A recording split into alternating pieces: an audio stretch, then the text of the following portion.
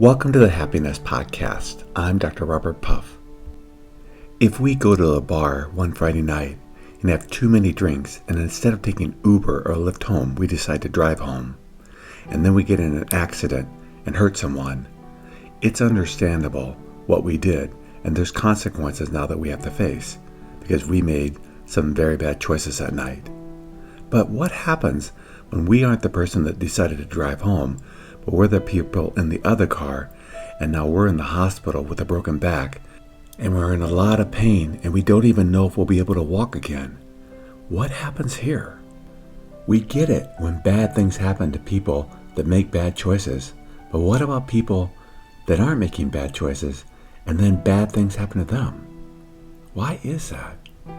And what is the appropriate response when we face these consequences in life? It sort of makes sense to us when someone makes choices like perhaps eating and drinking heavily throughout their life, and now they're in their 40s and they weigh 350 pounds and they start having a lot of health issues and maybe even a heart attack. That makes somewhat sense to us because there's consequences to the choices that these people are making. But what if we eat really well, exercise, keep our stress down, really make good choices throughout our life, and then in our midlife we get cancer or even have a heart attack? What happens here? Once we've lived long enough, we're going to see stories like this, stories where very good people end up having tragic things happen to them. If we've lived long enough, we know that this happens to people, perhaps ourselves, but definitely to other people, where it seems like bad things do happen to good people. So the question is this: what am I to do when bad things are happening to me right now? And it isn't fair. I didn't do something to cause it. It wasn't my fault. And yet this really bad thing is happening right now. For example, we may be evicted from our apartment, and yet we paid our rent all along the way. We may be struggling with some serious health issue, and yet we've never done anything that caused it. We may have been in a loving relationship for years, and everything seemed beautiful, and yet our partner cheated on us. Or perhaps even more tragic, our partner died on us. What are we to do when these events happen? Because we didn't cause them, they're not our fault. So what are we to do? Well, first and foremost, what isn't going to be helpful is trying to find answers where there are no answers. Particularly when we're trying to look for blame why we're going through this. There must be some reason why God, the universe, is putting me through this. I don't believe that's very helpful.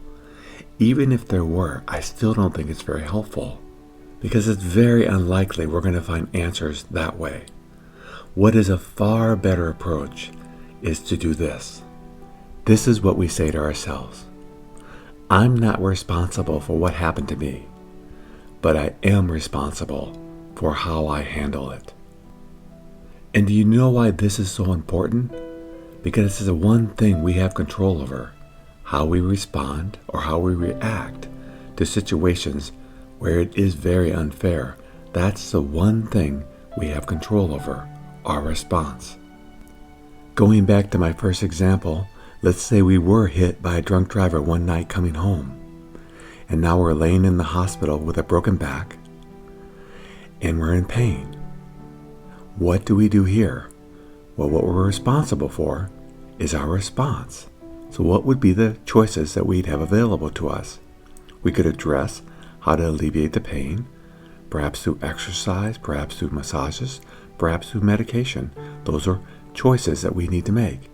And then we say, okay, is there a way to heal my back? Or if not, if I'm going to be in a wheelchair, then I need to work towards adjusting to and responding well to that.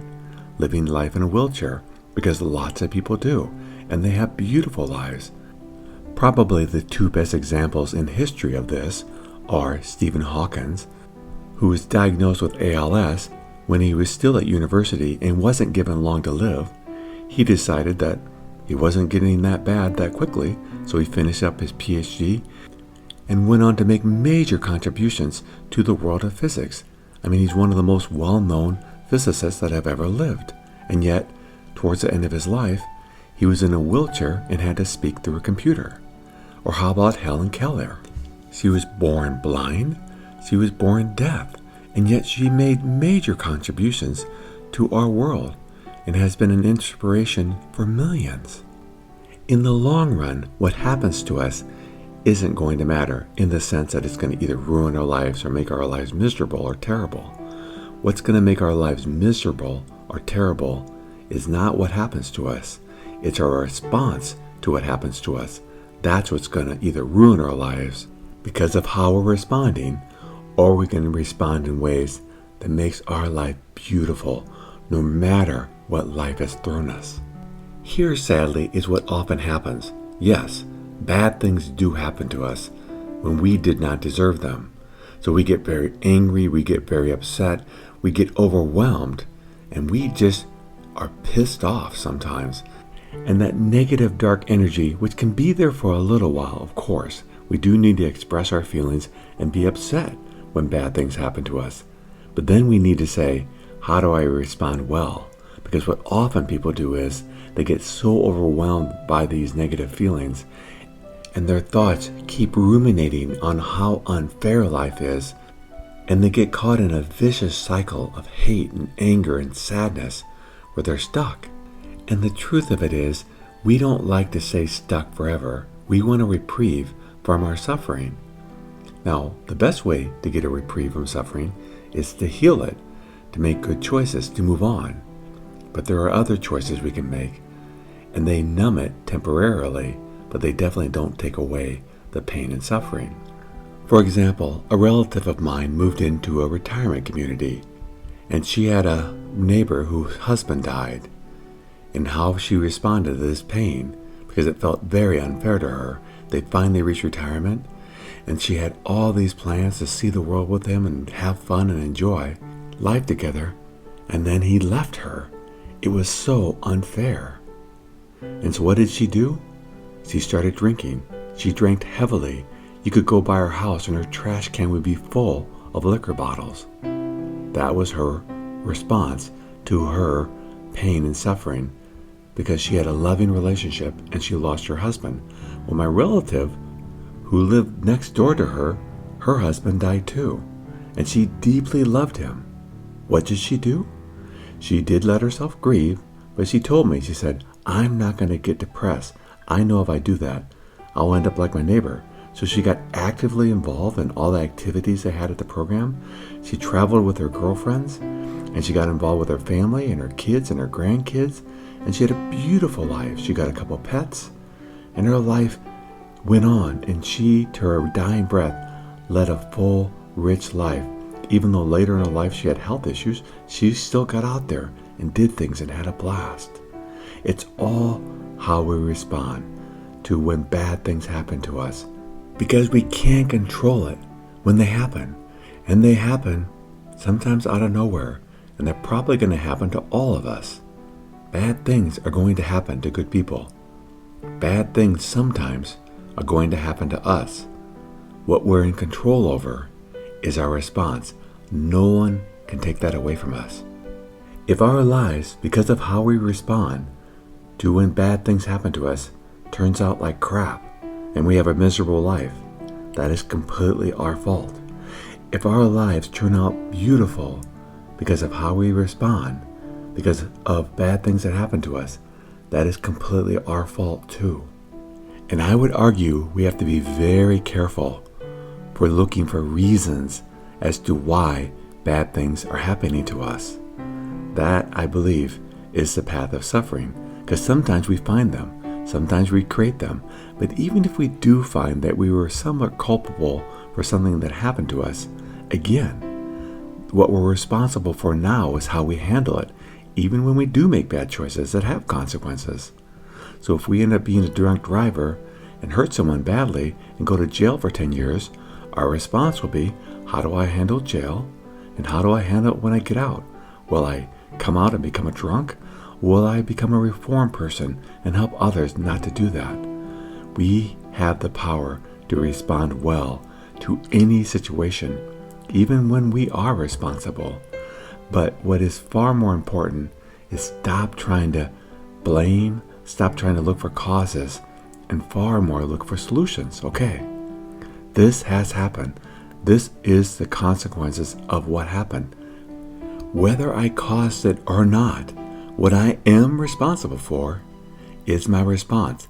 That's where my focus is going to be on. What am I going to do now that this has happened?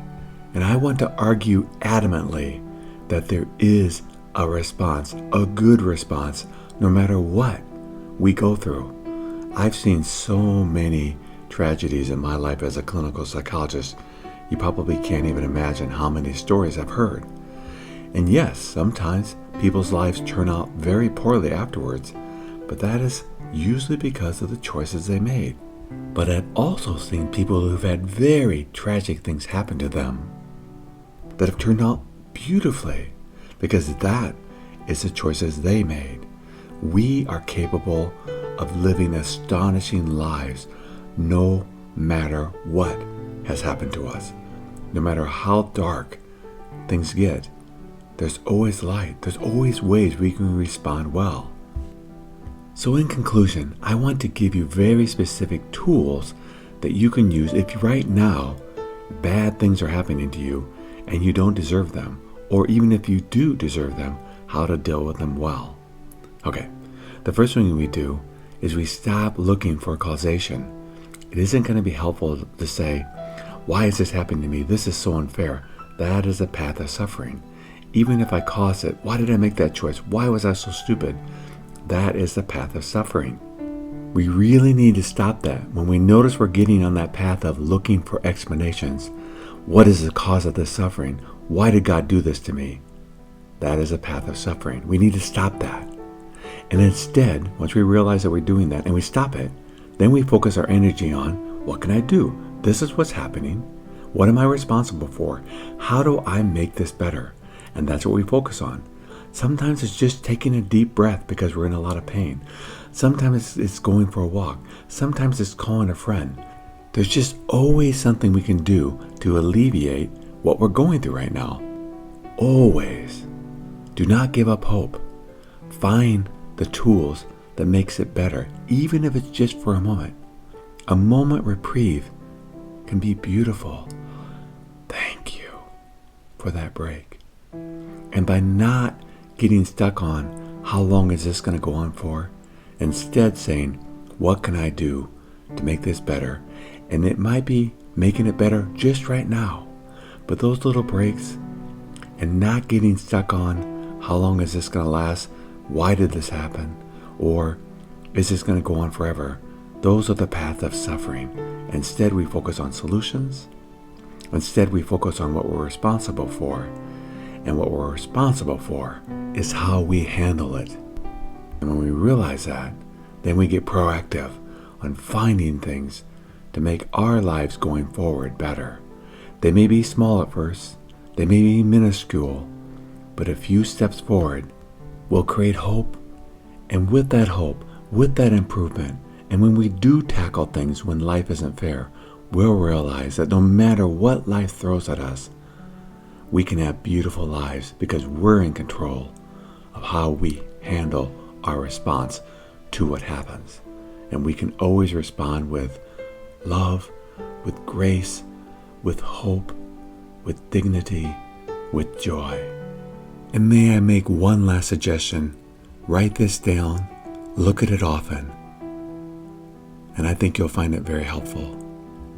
I'm not responsible for what happens to me, but I am responsible to how I handle it. Thank you for joining me on the Happiness Podcast. If you'd like to learn more about the podcast, please go to happinesspodcast.org. And until next time, accept what is, love what is.